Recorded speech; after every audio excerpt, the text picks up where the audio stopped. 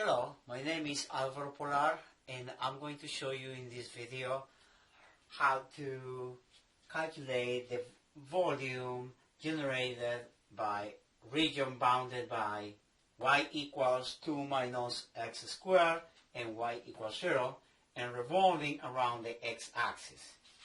So the region bounded by y equals 2 minus x squared and y equals 0 is y equals 0 is actually the x-axis, so this would be the region.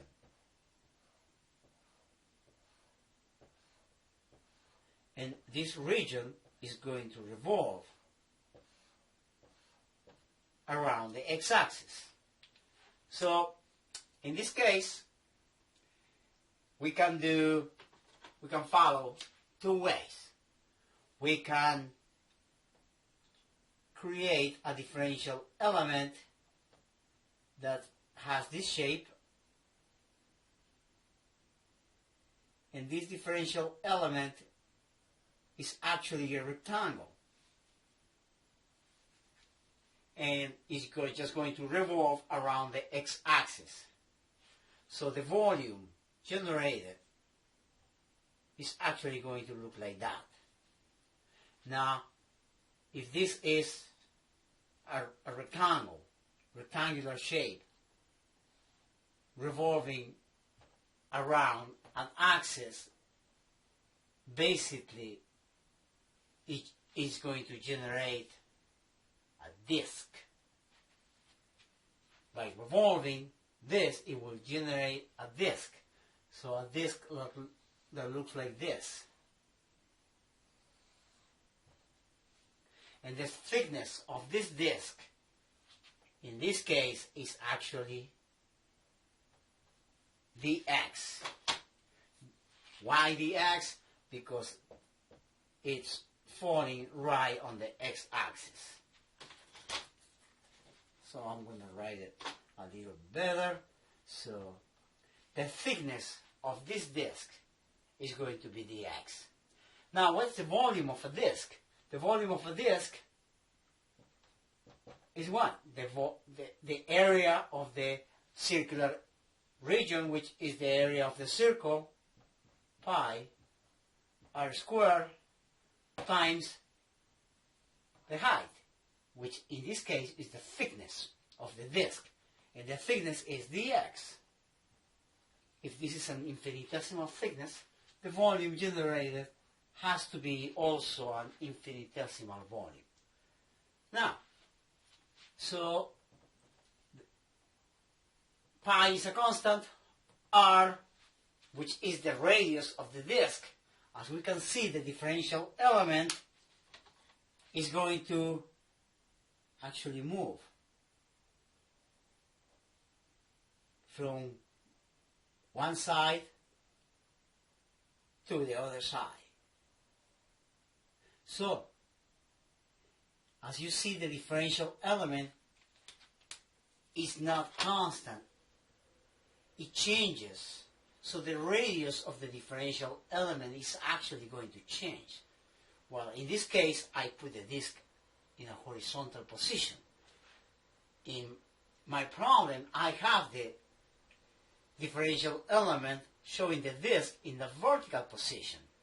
I don't want to confuse you, but I just want you to realize that I'm just taking this differential element, I'm just rotating it flat.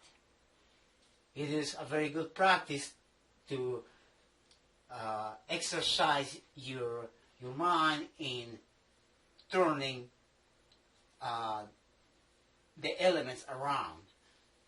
Even though this is a vertical disk, I'm just writing it as a horizontal disk to illustrate that the radius of the disk is actually going to be this distance from the axis of revolution or the center of the disk to the edges. And for this case,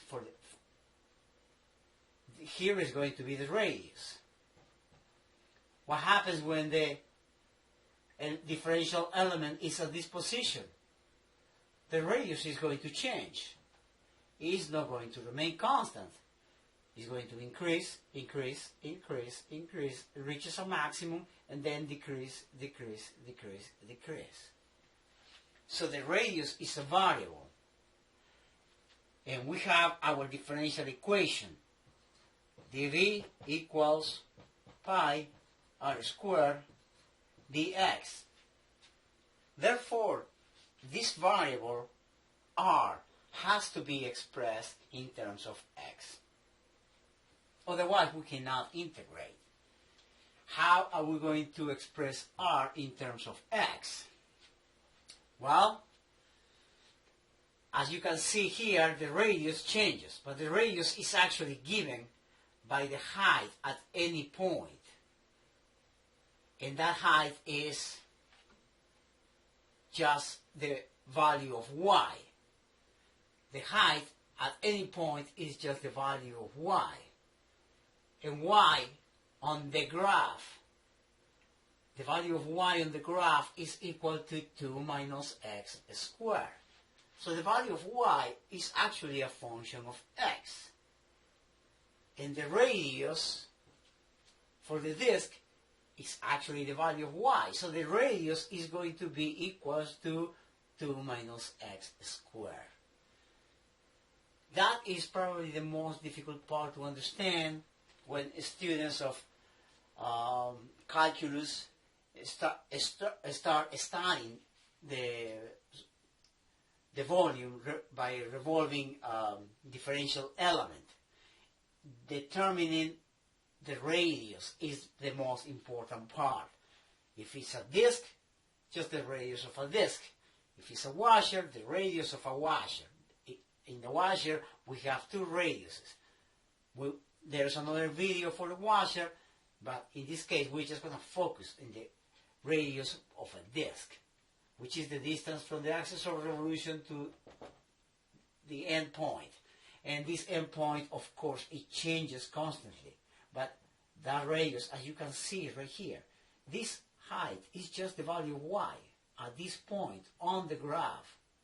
Then we move to another differential element where the height that represents the radius is also the value of y on the same graph.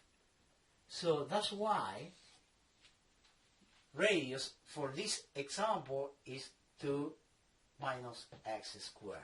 So we are going to replace pi 2 minus x squared and dx.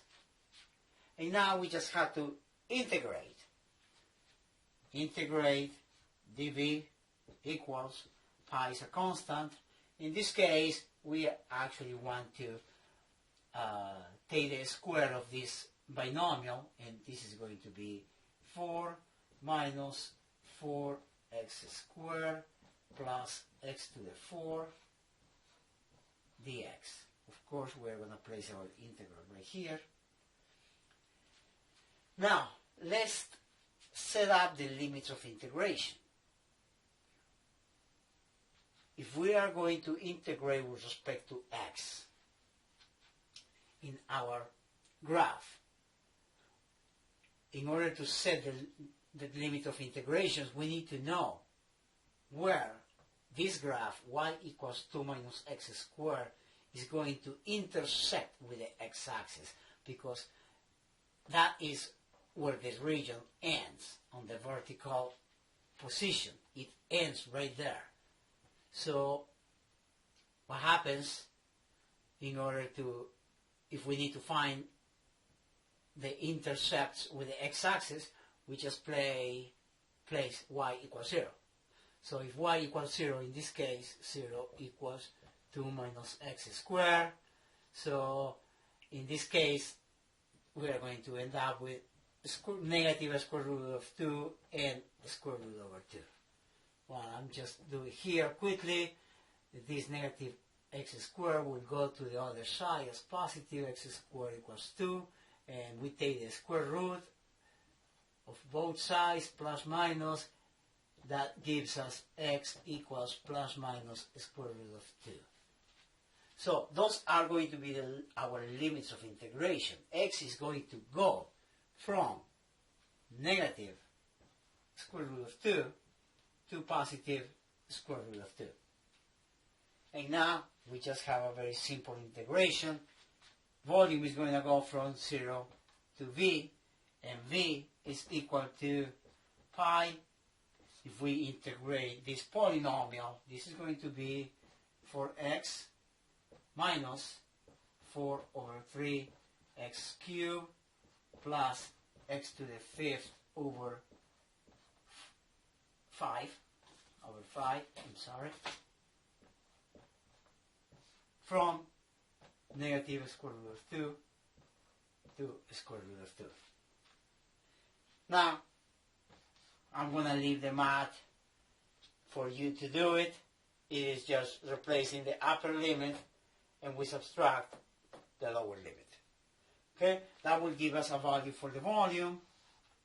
But what I want to emphasize in this video is how you use the differential element to generate your differential equation, and from the differential equation you just obtain the final result. I hope you enjoyed this video, and I will see you next time. Thank you.